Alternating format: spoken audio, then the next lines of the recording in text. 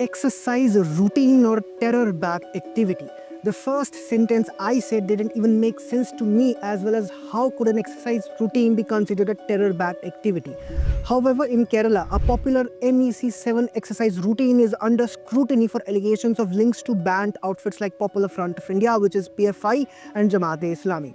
Various political parties, including certain Muslim organizations, have raised concerns about the involvement of PFI and Jamaat-e-Islami in the MEC7 workout, which is accused of being a platform to promote the anti-social and anti-national agendas of these banned outfits. Started by a former paramilitary person named P. Salahuddin in 2012, MEC7 became a trendy exercise routine in Kerala with more than 1,000 clubs conducted on a daily basis, especially in the Malabar region.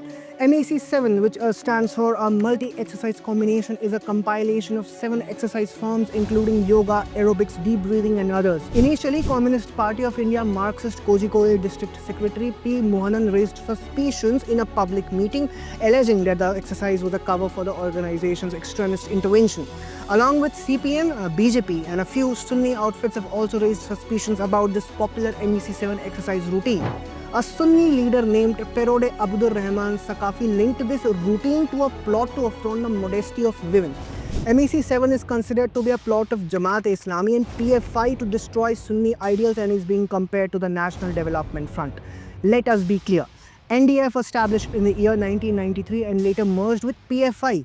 NDF initially used exercise and kalari as a front to recruit students in their organization and was considered an incarnation of the ISS, which is the Organization of Islamic Servants by the Kerala Police. While concerns were raised by several parties and Sunni scholars, the Kerala Congress, on the other hand, is particularly back to this exercise routine. Congress Member of Parliament voicing his support for the program said that MEC7 should be expanded across the country. Kerala, once known as God's own country, slowly devolved into a hotbed for such terror-linked outfits.